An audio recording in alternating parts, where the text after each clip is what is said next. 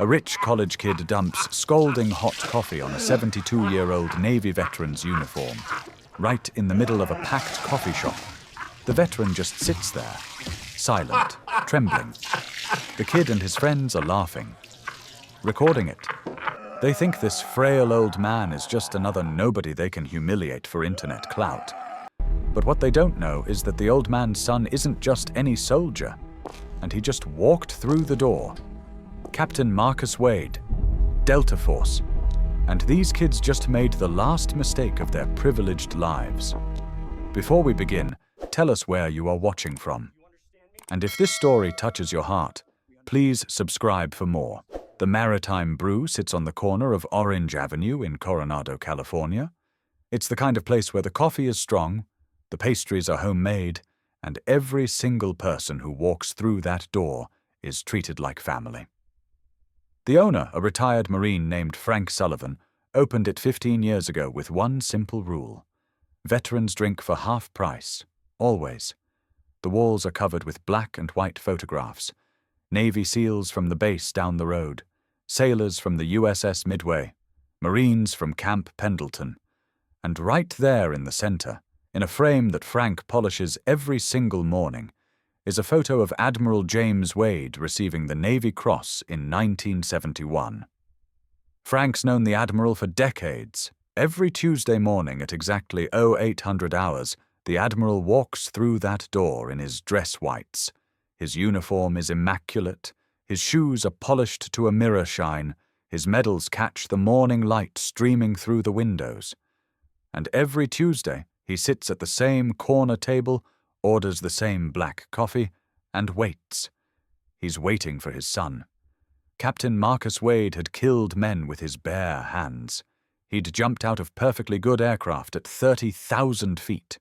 He'd breached terrorist compounds in 7 different countries. He'd done things that would never make it into any official record, things that happened in the dark places of the world where the only witnesses were the men who stood beside him and the enemies who didn't walk away. But nothing, and I mean absolutely nothing, terrified him more than being late for Tuesday morning coffee with his father. It was 08:17 hours on a crystal clear November morning in Coronado, California. Marcus was supposed to be sitting across from Admiral James Wade at the Maritime Brew 7 minutes ago. Their standing appointment was 800 sharp. Had been for 3 years now, ever since Mom died. Ever since Dad's Parkinson's got bad enough that the Navy quietly suggested it might be time for the old warrior to finally retire. 40 years of service. 40 years of answering every call, meeting every challenge, never backing down from any fight. And his body had the audacity to betray him with a disease that made his hands shake and his balance uncertain and his speech sometimes slur like he'd been drinking. The classified call from JSOC had come at 11:45. Marcus had tried to keep it short, but you didn't rush the Joint Special Operations Command when they were briefing you on a potential high-value target in Yemen. Still, the entire time the intelligence officer was talking about satellite imagery and signal intercepts, Marcus was thinking about his father sitting alone at that corner table, checking his watch, trying not to let the tremor in his hands make the coffee slosh out of his cup. Marcus's truck screeched into the parking lot at 819. He was in civilian clothes, jeans, and a black Henley, nothing that would draw attention. That was the hardest part about leave, actually. Not the adjustment from combat zones to peaceful streets. Not the nightmares or the hypervigilance or any of that PTSD stuff the shrinks always wanted to talk about. It was the anonymity. When you spent your professional life being the most dangerous man in any room, there was something disorienting about walking through a coffee shop and having absolutely nobody know what you were capable of. The Maritime Brew was busy, as always on a Tuesday morning. The breakfast rush was in full swing. Retired sailors arguing about the Chargers' chances this season, young Navy wives with strollers grabbing coffee before heading to the commissary. A couple of tourists who'd wandered over from the Hotel del Coronado, cameras around their necks, excited to be in a real local place. And there, At the corner table by the window, exactly where he always sat, was Admiral James Wade. Marcus felt his chest tighten the way it always did when he saw his father now. The uniform was perfect, as always. Dress whites, creased to knife edges, shoes polished to mirrors.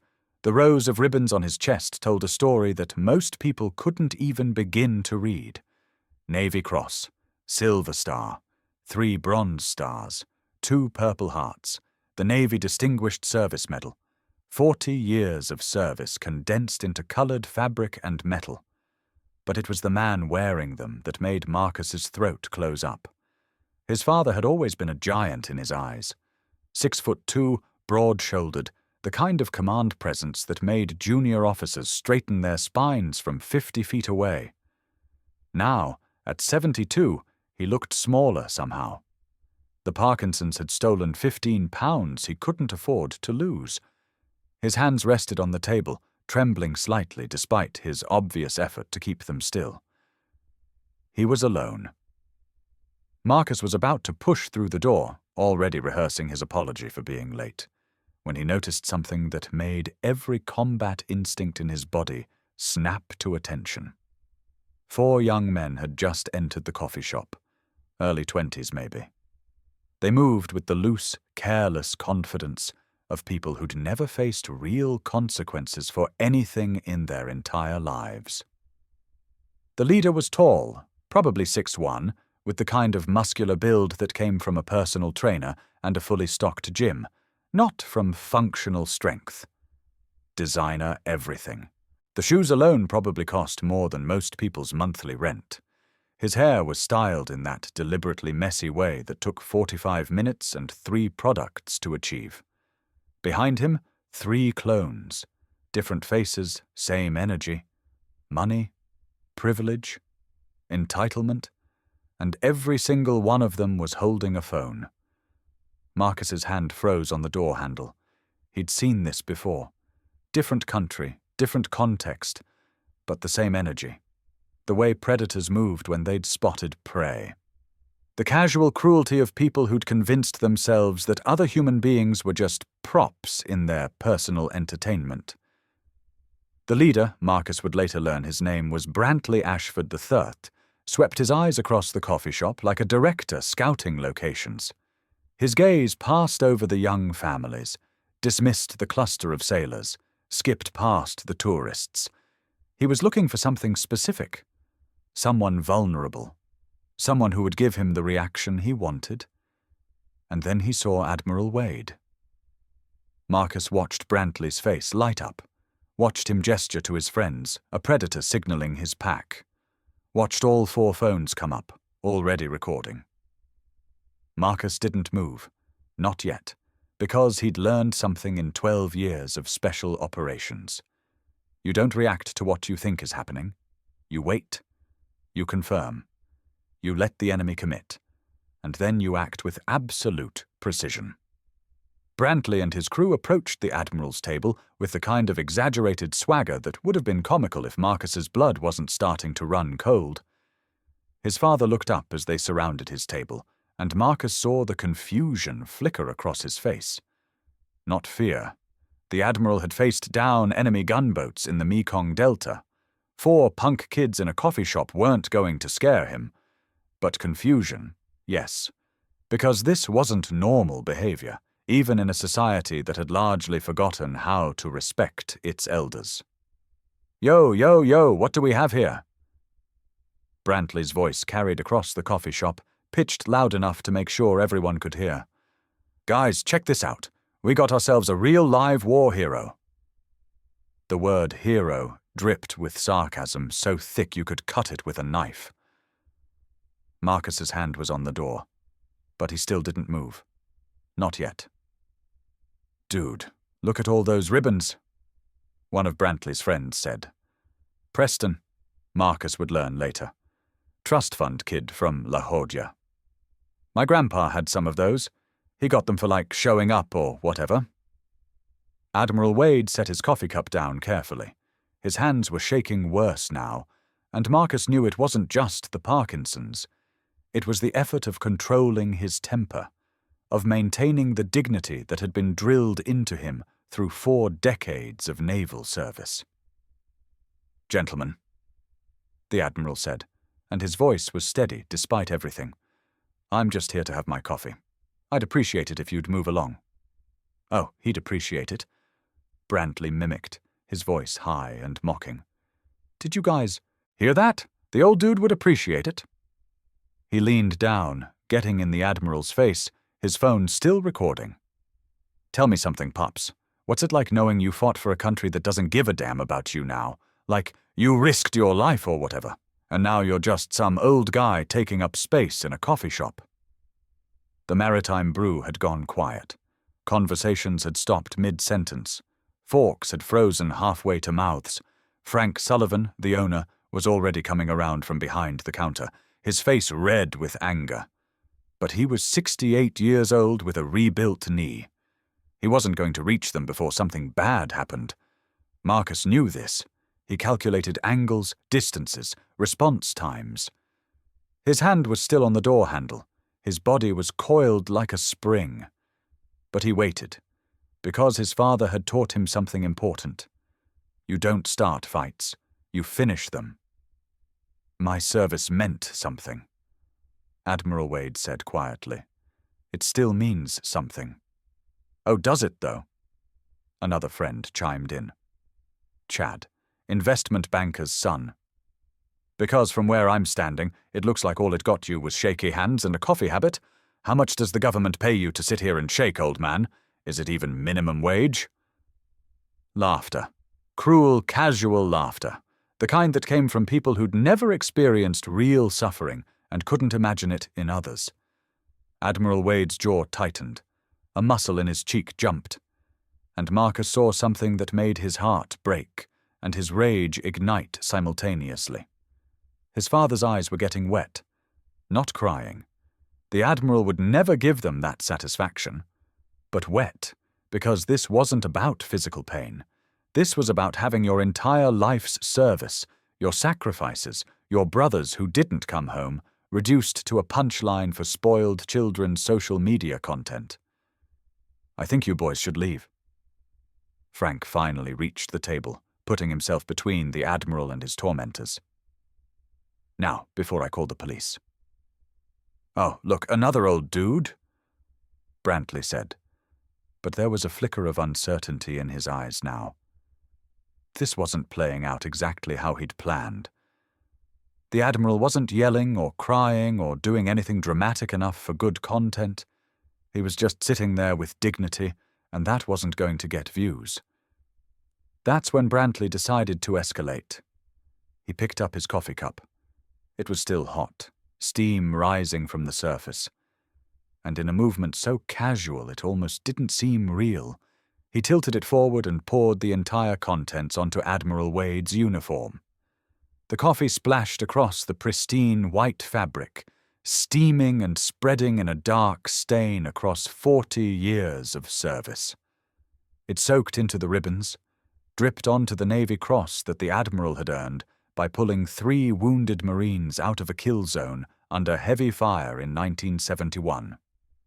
Pooled on the table around hands that had steered destroyers through typhoons and signed orders, that saved American lives and saluted at more military funerals than any person should have to attend. The Admiral gasped, not from pain, though the coffee was hot enough to hurt, but from the violation, the absolute, calculated disrespect of what had just been done. And that's when Marcus stopped waiting. The door to the Maritime Brew opened with a sound like thunder. Marcus Wade didn't run, didn't rush, didn't do anything that would telegraph threat or aggression. He simply walked with the purposeful stride of a man who had just identified his target and calculated his approach. Every person in that coffee shop would later describe the same thing. The temperature seemed to drop. The air seemed to get heavier. Something primal and ancient whispered to their hindbrain that an apex predator had just entered the room. Brantley and his crew didn't notice at first. They were too busy laughing, too busy making sure they got the perfect angle on their phones, too busy being the worst version of humanity. Marcus crossed the distance to his father's table in 8 strides. He didn't look at Brantley, didn't look at the phones, didn't acknowledge the 3 friends. His entire focus was on his father. "Dad," he said quietly, kneeling beside the Admiral's chair. "Are you burned? Did it get on your skin?" His hands, steady and sure in a way his father's no longer were, carefully lifted the soaked uniform fabric away from the Admiral's chest and arms, checking for injuries with the practiced efficiency of someone who'd done combat casualty assessment 100 times. Admiral Wade looked at his son. Their eyes met, and in that moment everything was communicated that needed to be. The Admiral's slight head shake. "I'm not hurt," his almost imperceptible glance toward the 4 young men. "But they are about to be." "Sir, what the hell?" Brantley's voice had an edge of uncertainty now. Something about this new arrival had changed the calculus. "This doesn't concern you. We're just having some fun with the old man." Marcus stood up slowly. He turned to face Brantley and his friends with the kind of calm that preceded violence the way silence precedes a hurricane. "I'm going to need those phones," Marcus said. His voice was conversational, almost friendly, the kind of tone you'd use to ask someone to pass the salt. Brantley laughed. It sounded forced. "Excuse me, who the hell do you think you are?" "I'm his son," Marcus said simply, gesturing to the Admiral without taking his eyes off Brantley. "And you just assaulted a United States naval officer, so I'm going to need those phones before you delete the evidence." "Evidence?" Preston stepped forward, trying to use his gym-built muscles to intimidate. "Dude, we didn't assault anyone. We poured coffee on a costume. And you need to back off before you get hurt." The statement was so absurd, so disconnected from reality, that Marcus almost smiled. "Almost. Last chance," Marcus said. "Phones, now. We can do this easy, or we can do this the other way." "Or what?" Brantley pulled himself up to his full height, 6'1", 200 pounds of entitled rage. "You're going to fight all 4 of us? Over some spilled coffee? Do you know who my father is?" "I don't care if your father is the president," Marcus said. "You have 3 seconds. 3. Brantley reached out to shove Marcus's chest. It was meant to be an aggressive move, an establishment of dominance, the kind of physical intimidation that had probably worked his entire life when dealing with people who couldn't afford to fight back. His hand never made contact. What happened next took exactly 2.3 seconds. Marcus would know because he'd executed the same basic movement sequence about 10,000 times in training and 7 times in actual combat. His left hand intercepted Brantley's wrist mid-push. His right hand came up and controlled Brantley's elbow. A simple rotation, an application of pressure to joints that weren't designed to bend that way. And suddenly Brantley was face down on the table next to Admiral Wade's coffee cup, his arm locked behind him in a submission hold that would break his shoulder if he struggled. 2, Marcus said calmly. Preston rushed forward. Marcus's foot lashed out, not a kick, but a controlled sweep that took Preston's legs out from under him. Preston hit the ground hard, the air exploding from his lungs. 1. Chad and Tanner, the last 2 friends, looked at each other, looked at Brantley bent over the table, looked at Preston gasping on the floor, looked at Marcus, who hadn't even broken a sweat and was still holding Brantley with one hand. They ran, made it about 6 feet before Frank Sullivan, the 68-year-old retired Marine with the rebuilt knee, simply stepped in front of the door and crossed his arms. Chad and Tanner skidded to a stop, like cartoon characters hitting a wall. "Phones," Marcus repeated. His hand was still controlling Brantley's arm, with what looked like almost no effort. "Don't make me ask again. My phone's in my pocket." Brantley gasped. "Take your hands off me, man. This is assault. I'll sue you. My father's an attorney. He'll bury you." Your father is about to be very disappointed in the son he raised, Marcus said. He reached into Brantley's pocket with his free hand and extracted the phone. Did the same with Preston, who was still on the ground, wheezing. Frank had already collected the phones from Chad and Tanner, who were pressed against the door like they wished they could melt through it. Marcus released Brantley and stepped back, all 4 phones now in his hands. Brantley slowly straightened, rubbing his shoulder, his face red with humiliation and fury. Do you have any idea what you just did? I'm going to have you arrested. That's assault and battery. That's theft.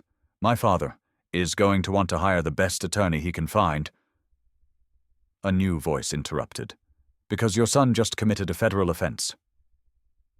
Everyone turned. A woman, in her mid-40s, had stood up from a table in the back corner. She'd been there the whole time, working on a laptop, observing everything. Now she pulled out a badge. Special Agent Sarah Ramirez, NCIS. She said, Naval Criminal Investigative Service, and I just watched you assault a naval officer in his uniform while recording it for what I can only assume was going to be posted on social media. That's a federal crime, gentlemen, and it's my jurisdiction. The color drained from Brantley's face, from all their faces. He's not even active duty anymore.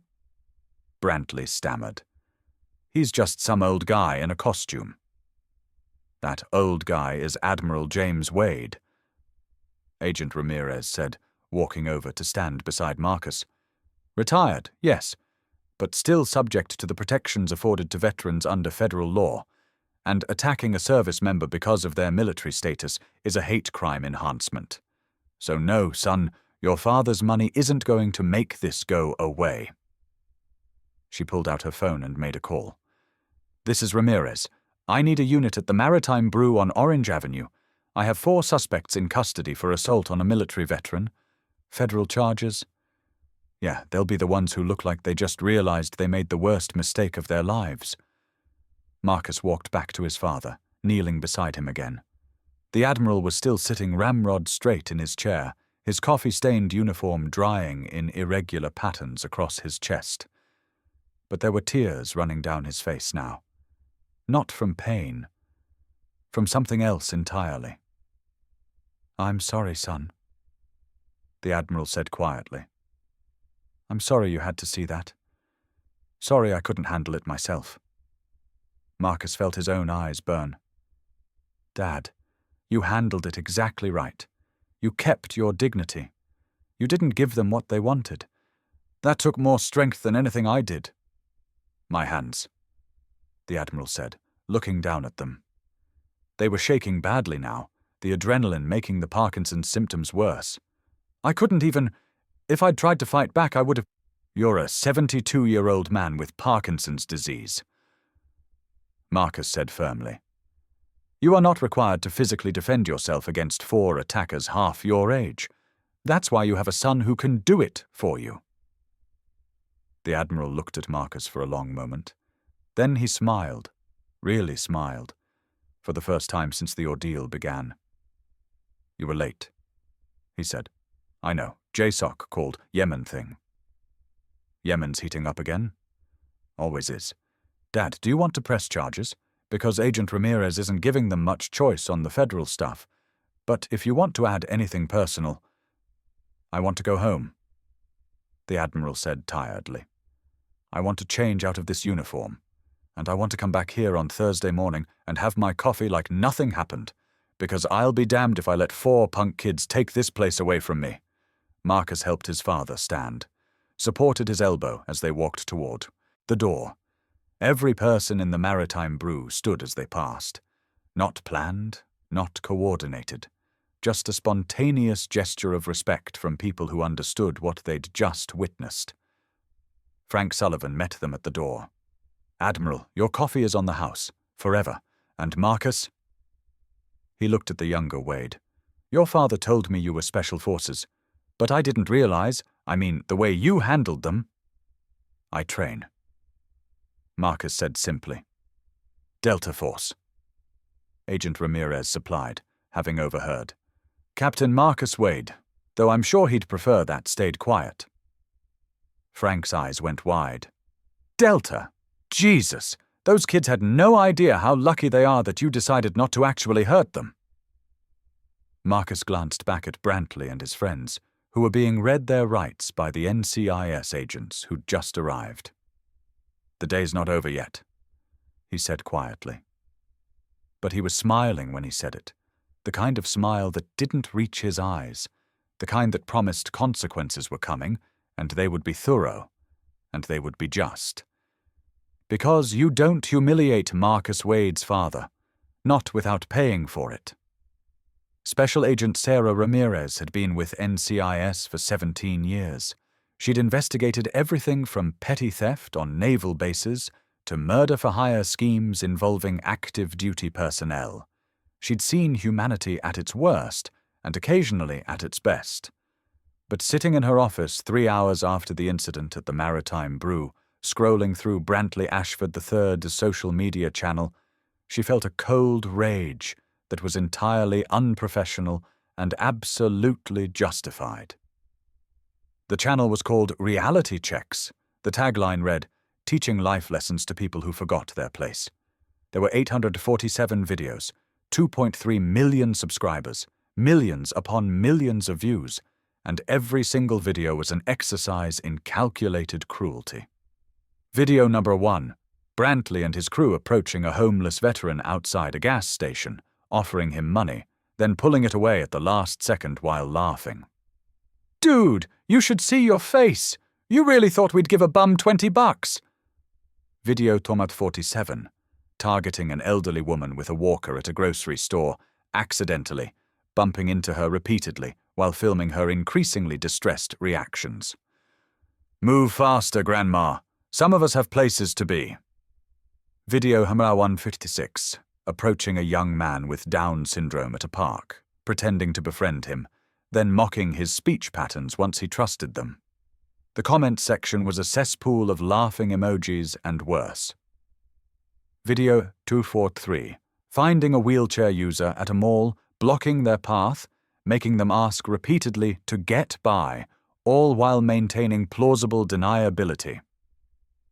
"We're just standing here, man. Why are you being so aggressive?" Video after video after video, the homeless, the elderly, the disabled, the vulnerable, the people who couldn't fight back, the people who society had already marginalized. Brantley and his crew had turned human suffering into entertainment, and millions of people had clicked like. But it was video No. 847, the one they'd been filming that morning at the Maritime Brew, that was going to destroy them. Because they'd made one critical miscalculation. They'd gone after a veteran in uniform, on camera, with witnesses. And they'd done it while an NCIS agent happened to be sitting 30 feet away. Agent Ramirez picked up her phone and dialed. "Marcus, it's Sarah Ramirez. I need you to come to my office, and you're going to want to bring your father." The NCIS field office in San Diego was designed to be intimidating. Cold fluorescent lighting, gray walls, the kind of institutional architecture that reminded you that federal agencies didn't mess around. Admiral James Wade sat in Agent Ramirez's office, his coffee-stained uniform now replaced with civilian clothes, a simple button-down shirt and slacks. His hand still trembled in his lap. Marcus sat beside him, a protective presence that never quite relaxed. "I'm going to show you something," Agent Ramirez said. "And I need to warn you, Admiral Wade, this is going to be difficult to watch. But you need to see it. You both do. Because this isn't just about what happened to you this morning." She turned her monitor so they could see it, and she played the videos. They watched in silence. Marcus's jaw got tighter with each clip. The Admiral's hands shook worse. By the time they'd seen 20 videos, spanning 18 months of systematic cruelty, Admiral Wade had to stand up and walk to the window. "How many?" he asked quietly, looking out at the San Diego skyline. "How many people did they do this to?" "We've identified at least 200 separate victims across these videos," Agent Ramirez said. Probably more. A lot of them never reported it because they didn't think anyone would care, or they were too embarrassed, or they didn't realize it was a crime. 200, the Admiral repeated. His voice was hollow. 200 people humiliated, violated, for entertainment. At least, Agent Ramirez confirmed. And here's the thing that makes this even worse. In the past 6 months, 3 elderly veterans have taken their own lives in the greater San Diego area. We're going through Brantley's video archive now to see if any of them were his victims. Because this isn't just harassment, Admiral. This is systematic psychological abuse of vulnerable populations, and in some cases it might be linked to serious harm. Marcus stood up so abruptly his chair scraped against the floor. Are you telling me that this piece of... He stopped himself, visibly controlling his anger. Are you telling me that his pranks might have pushed people to suicide? I'm saying it's being investigated, Agent Ramirez said carefully. But Marcus, even if we can't prove that directly, what I can prove is extensive documentation of hate crimes against veterans, elderly individuals, and disabled persons. The video from this morning? That's just the tip of the iceberg. We have him on camera committing at least 47 separate federal offenses. And that's before we even get into state charges. She pulled up another file. Frank Sullivan provided security footage from the Maritime Brew. Full coverage, multiple angles, perfect quality. We can see everything. The approach, the taunting, the coffee dump, your intervention, Marcus, and the arrest. But more importantly, I've already had 12 other people come forward today. 12. People who saw the arrest on the local news and recognized Brantley from being victimized by him in the past. One of them is a 68-year-old Marine veteran who lost his wife last year. Brantley and his crew found him at her gravesite and filmed themselves mocking him while he was trying to grieve. The Admiral turned from the window. His face was pale, but his voice was steady. What happens now? Now? Agent Ramirez smiled, and it wasn't a pleasant expression. Now I throw the book at them so hard they'll need a crane to get out from under it. To understand what Admiral James Wade meant to the people who knew him, you have to understand where he came from. He was born in 1951 in a small town in West Virginia where coal mining was the only industry and military service was the only way out. His father had died in a mine collapse when James was 6. His mother cleaned houses to keep food on the table. James was the oldest of 4 kids, which meant he grew up fast and learned early that the world didn't owe you anything.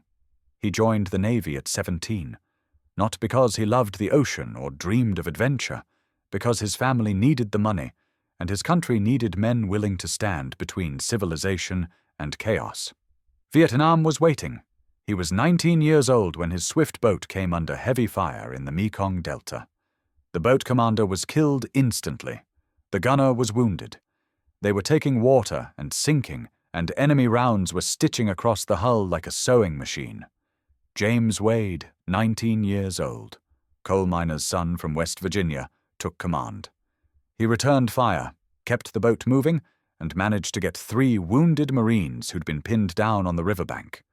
He pulled them aboard under fire, one of them so badly wounded that James had to hold his intestines in with one hand while steering with the other.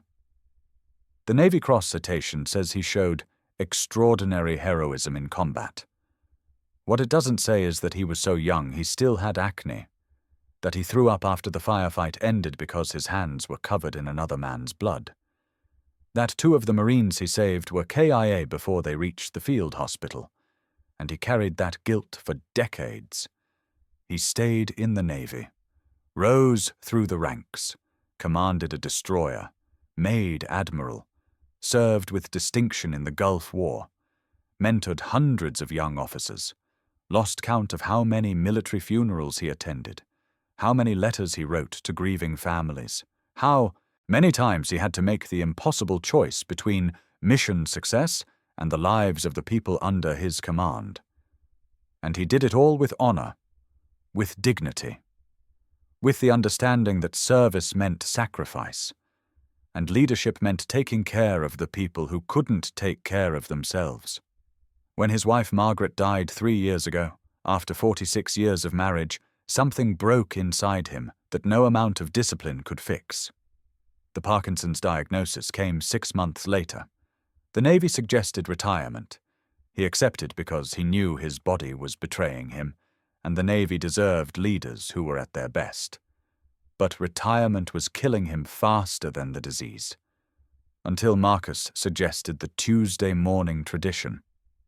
Every Tuesday at 0800, no matter what, father and son, coffee and conversation, a reason to get up, a reason to put on the uniform, a reason to remember that his life had meant something. That's what Brantley Ashford III had violated that morning at the Maritime Brew. Not just a man, not just a uniform, but the last thread holding together a warrior who'd given everything to his country and was trying desperately to figure out what came next. The story went viral within hours. Not Brantley's video. He never got a chance to post it. But Frank Sullivan's security footage, released with Agent Ramirez's permission and the Admiral's consent, spread across the internet like wildfire. The initial post from the Maritime Brew's Facebook page was simple. This morning, a group of young men assaulted a 72-year-old Navy veteran in our coffee shop by pouring hot coffee on his uniform. They were filming it for their social media channel. They didn't know his son was Delta Force. They didn't know an NCIS agent was in the building. They didn't know our entire community would rally behind this American hero. They know now. Admiral James Wade has been a customer here for 15 years. He's family, and nobody disrespects our family. No one left behind to respect our veterans. Within 6 hours, 2 million views. Within 12 hours, every major news network was covering it. Within 24 hours, Brantley Ashford III was the most hated person on the internet. CNN ran the story with the headline, "Influencer arrested after assaulting Navy veteran in viral video." Fox News went with, "Delta Force son defends father after shocking coffee shop attack." The New York Times published a deep dive investigation. The dark side of prank culture, how social media incentivizes cruelty. But it was the response from the veteran community that truly made the difference. Within 48 hours of the incident, the Maritime Brew was overwhelmed. Veterans showed up by the hundreds. Navy, Marines, Army, Air Force, Coast Guard, active duty, retired, combat veterans and peacetime service members. They came in uniform and in civilian clothes. They came alone and in groups. They came to have coffee and to show solidarity and to make absolutely certain that Admiral James Wade knew he wasn't alone. Frank Sullivan had to bring in extra staff. Donated coffee and pastries appeared faster than they could serve them. Someone set up a fund to cover the Admiral's dry cleaning and any other expenses. Within a week, it had raised $47,000. The Admiral tried to refuse it. The veteran community insisted. Eventually, he agreed to accept it on the condition that it be donated to organizations supporting elderly veterans. A Marine veteran named Thomas Chen, who'd lost both legs in Fallujah, drove 3 hours from Los Angeles to shake the Admiral's hand. "Sir," he said, standing on his prosthetics, "I just wanted you to know that what those boys did doesn't represent us, doesn't represent our generation. Some of us still remember what service means." The Admiral's response was captured on video by a local news crew. "Son," he said, looking at the young Marine's prosthetic legs, "you've already proven what you're made of. You don't have to prove anything to me." The video of that exchange got 15 million views. Meanwhile, Brantley Ashford III's life was imploding in real time. The federal charges were filed within 72 hours. Assault on a military service member, hate crime enhancement, creating and distributing content depicting criminal activity. And because they'd crossed state lines to commit some of their pranks, interstate harassment and stalking charges were added. But the legal consequences were just the beginning. University of Southern California, where Brantley was a senior on a full academic scholarship, expelled him immediately. The official statement read, USC has zero tolerance for behavior that targets vulnerable populations. Mr. Ashford's documented pattern of harassment is incompatible with our values and our community standards. His 3 friends received identical letters. The athletic scholarship that was paying for Preston's education, revoked. Chad's internship at his father's investment firm, terminated, with the firm issuing a public statement distancing themselves from his actions. Tanner's acceptance to law school, rescinded after the admissions committee reviewed his participation in the videos. But it was Brantley who faced the harshest consequences because he was the ringleader, the one who'd monetized the cruelty, the one who'd made over $300,000 in the past year from advertising revenue on videos depicting human suffering. His father, attorney Marcus Ashford Jr., made exactly 1 phone call trying to leverage his influence. He called a federal prosecutor he'd gone to law school with and suggested that perhaps his son's actions were being blown out of proportion, that boys would be boys, that a federal trial might be excessive. The prosecutor's response was ice cold. Marcus, I've seen the videos, all 847 of them. Your son systematically targeted the most vulnerable people he could find and turned their pain into profit. There's a special place in hell for people who do that, and I'm going to make sure he gets a preview on Earth. Don't call me again. Attorney Ashford hired the best criminal defense lawyer his money could buy. The lawyer watched the videos, reviewed the evidence, and delivered his assessment in 1 sentence. Your son is going to prison. The preliminary hearing was a media circus. Every network had cameras outside the courthouse. Protesters lined both sides of the street. Veterans holding signs, "Respect our heroes." Counter-protesters arguing about free speech and cancel culture. It was chaos. Brantley arrived in a suit that cost more than most people's monthly rent, his hair perfect, his face a mask of calculated remorse that his lawyer had probably coached him on. He'd posted an apology video the day after his arrest. It was everything you'd expect. Tears, claims of not thinking, promises to do better. The standard script for influencers caught doing terrible things. The veteran community wasn't buying it. Neither was the judge. Federal Judge Rebecca Morrison had served 20 years in the Navy JAG Corps before becoming a civilian judge. She'd seen real remorse, and she'd seen performance art. She knew the difference. Mr. Ashford, she said during the preliminary hearing, I've reviewed the evidence. I've watched the videos, all of them. And I have a question for you. In 18 months of targeting vulnerable people, filming their distress, and profiting from their humiliation, did you ever, even once, stop and think about the human being on the other side of your camera? Brantley's lawyer started to object. Judge Morrison cut him off. Let me be more specific. Did you think about the homeless veteran you mocked outside that gas station? Did you know he has PTSD from Iraq? Did you care that your video triggered a psychiatric crisis that landed him in the hospital? Did you think about the elderly woman with the walker? Did you know she'd just been diagnosed with cancer? Did you consider that your prank might be the final indignity in a life that was already almost unbearable? Brantley opened his mouth, closed it. His lawyer whispered something in his ear. No, Your Honor. Brantley finally said, I didn't think about those things. That, Judge Morrison said, is the problem. Bail is set at $500,000. Trial date in 90 days. Next case. The trial itself was almost anticlimactic. The prosecution presented video evidence, testimony from victims, expert witnesses on the psychological impact of public humiliation, medical records showing the harm caused. It was overwhelming, methodical, and devastating. The defense tried to argue First Amendment protections. They tried to claim that the videos were satire, social commentary, protected speech.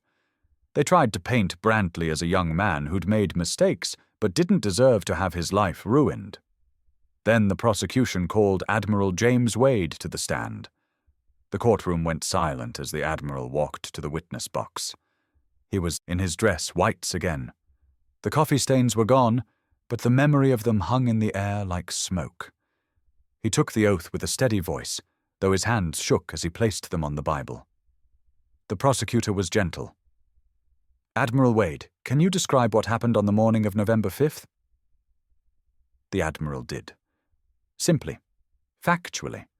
No embellishment needed. He described waiting for his son. Described the approach of 4 young men with phones. Described the escalating taunts. And then he described the moment the coffee hit his uniform. It wasn't the heat that hurt. He said quietly. It was the intention, the cruelty. I've been shot at, I've been in firefights, I've had people try to kill me, but they were enemies. They were doing their job, and I was doing mine. This was different. This was American citizens, in an American coffee shop, attacking me because they thought my service was a joke, because they thought I was too old and too weak to matter. His voice broke slightly. And the worst part? For just a moment I believed them. For just a moment I thought maybe they were right. Maybe I am just some old man in a costume. Maybe my service didn't mean anything. The courtroom was so quiet you could hear people breathing. But then my son walked through that door. The Admiral continued, and he reminded me who I am, what I've done, what I represent, not just to him, but to everyone who's ever worn this uniform. And I realized that those boys weren't attacking me. They were attacking an idea, the idea that service matters, that sacrifice deserves respect, that we owe something to the people who protect us. He looked directly at Brantley for the first time. You can pour coffee on my uniform, son. You can mock my shaking hands. You can get your views and your likes and your money. But you can't take away what I've done. You can't diminish the men and women I've served with. And you can't break the bond between me and my son. That's what you didn't understand. You thought you were attacking a weak old man. You were actually attacking something that can't be broken. There wasn't a dry eye in the courtroom. The defense didn't cross-examine. The jury deliberated for 47 minutes. Guilty, on all counts, 6 months later. Sentencing day arrived with the weight of inevitability. Judge Morrison had reviewed the pre-sentencing reports, the psychological evaluations, the victim impact statements, and the arguments from both sides. She'd taken her time, made her decision. And when Brantley Ashford III stood before her, she delivered a sentence that sent a message heard across the entire social media landscape. Mr. Ashford, you are hereby sentenced to 5 years in federal prison, followed by 5 years of supervised probation. During your probation, you are prohibited from posting any content to social media platforms. You are ordered to pay restitution to identified victims in the amount of $847,000, equal to $1,000 per video you posted, and you will complete 5,000 hours of community service at VA facilities, working directly with the veterans you once mocked. Brantley's face went white. His lawyer started to object. I'm not finished. Judge Morrison said, Mr. Ashford, I want you to understand something. You stood at a crossroads that every generation faces, the choice between cruelty and compassion, between using your privilege to lift others up or to push them down. You chose cruelty, and you didn't just choose it once. You chose it 847 times. You systematized it, monetized it, turned human suffering into entertainment and profit. She leaned forward.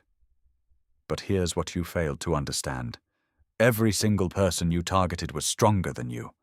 The homeless veteran you mocked, he survived combat. The elderly woman you harassed, she survived cancer. Admiral Wade, he survived Vietnam, survived the loss of his wife, survived a degenerative disease, and he'll survive you. Because strength isn't about being cruel, it's about enduring cruelty with dignity. Something you've never had to learn. Judge Morrison sat back. This sentence is designed to teach you what your parents apparently never did. That actions have consequences, that cruelty has a cost, and that respect isn't something you withhold from people you think are beneath you. It's something you give to everyone, especially those who can't demand it. Bailiff, remove the defendant. As Brantley was led away in handcuffs, his carefully constructed mask finally cracked. He was crying. Real tears this time, not the performative ones from his apology video, because he'd finally understood something that Admiral Wade had known for 72 years. The world doesn't care who your father is when you're standing alone, facing the consequences of your choices. 1 year after the incident. The Maritime Brew had undergone some changes. Frank Sullivan had expanded, adding a second room specifically for veteran gatherings. The walls were covered with photographs now, not just the famous ones, but new ones. Pictures of the veterans who'd come together after the Admiral's assault. The community that had formed. The bonds that had been created. There was a plaque on the wall by the Admiral's usual table. It read, "Reserved for Admiral James Wade, hero, father, friend. A reminder that service matters and respect is earned." Every Tuesday at 0800, Admiral Wade walked through that door. His Parkinson's was worse now, but he was walking. His son Marcus was beside him, on leave from wherever Delta Force had him deployed. They sat at their table. They had their coffee. They talked about everything and nothing. And they were never alone. The Tuesday morning gathering had become an institution. Veterans came from across Southern California, young and old, combat veterans and peacetime service members. They came to have coffee, to trade stories, to support each other, to remind themselves that they mattered. Brantley, Ashford III, was there too. Not as a guest, as part of his court-mandated community service. He arrived at 0630 every Tuesday to set up chairs, brew coffee, and prepare the space for the veterans who would arrive. He wore a plain blue volunteer t-shirt. He didn't speak unless spoken to. He did exactly what he was told. The first few weeks, the veterans ignored him. He was part of the furniture, noticed only when he failed to refill a coffee pot quickly enough. But slowly, over months, something shifted. A Vietnam veteran named Harold Chen, who'd been at the Maritime Brew the day of the assault, was the first to speak to him directly. "You're that kid," Harold said. It wasn't a question. "Yes, sir," Brantley replied quietly. "You learning anything?" Brantley thought about that. Really thought about it. "I'm learning that I was a coward," he said finally. "I targeted people who couldn't fight back because it made me feel powerful. But everyone in this room has more courage in their little finger than I've ever had in my entire life." Harold studied him for a long moment. "That's a start. Keep learning."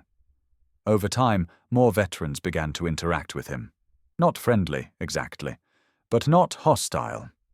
They were watching, evaluating, waiting to see if his remorse was real or just another performance. Admiral Wade watched too. One Tuesday, after the crowd had thinned and only a few regulars remained, the Admiral approached Brantley, who was cleaning tables. "Son?" the Admiral said. Brantley froze. It was the first time the Admiral had spoken directly to him since the trial. "Yes, sir. You poured coffee on me because you thought I was weak, that my service didn't matter, that I was just some old man taking up space. Sir, I'm so—" The Admiral held up a trembling hand. "I'm not looking for an apology. I'm telling you something important. Every person in this room, every Tuesday, is fighting a battle you can't see.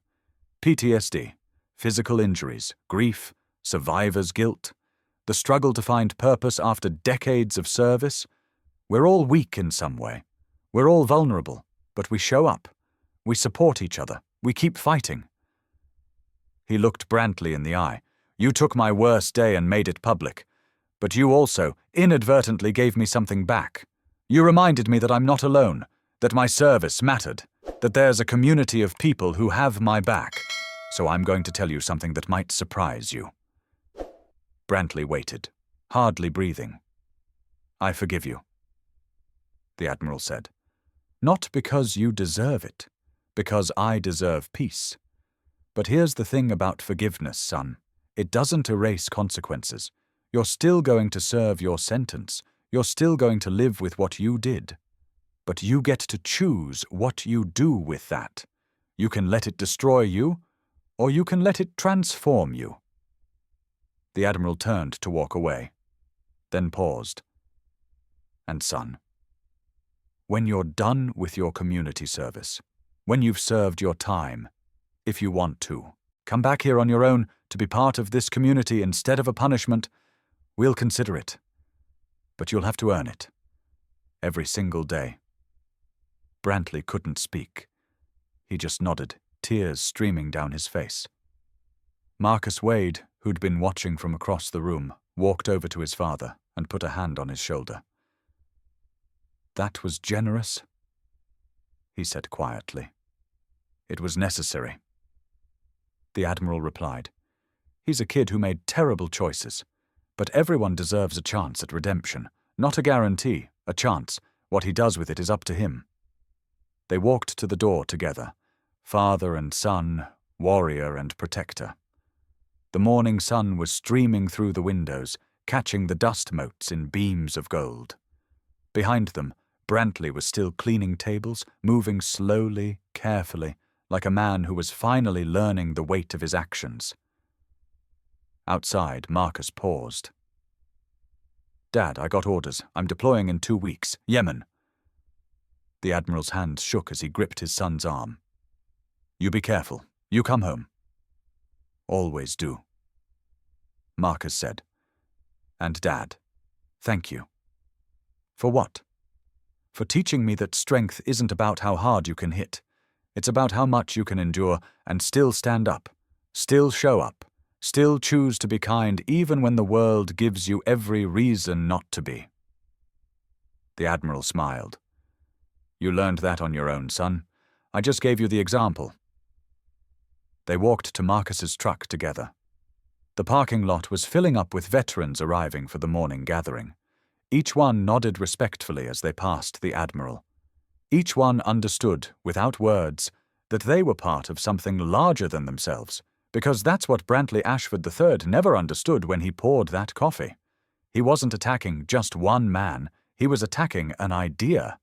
The idea that service creates bonds that can't be broken. That sacrifice deserves honor. That respect isn't about power or money or social media followers. It's about recognizing the humanity in others, especially those who've given everything to protect it. And you can't kill an idea by pouring coffee on it. You can only make it stronger. If this story touched your heart, if it made you think about the veterans in your life, if it reminded you that behind every uniform is a person who chose to serve, we want to hear from you. Leave a comment below. Tell us about a veteran who made a difference in your life. Share this story with someone who needs to hear it. And if you see an elderly person struggling, a veteran sitting alone, anyone who looks like they could use kindness instead of cruelty, be the person who steps up. Be the person who shows respect. Be the person who understands that strength isn't about tearing others down. It's about lifting them up. Thank you for listening, and may you always have the courage to stand up for those who once stood up for you.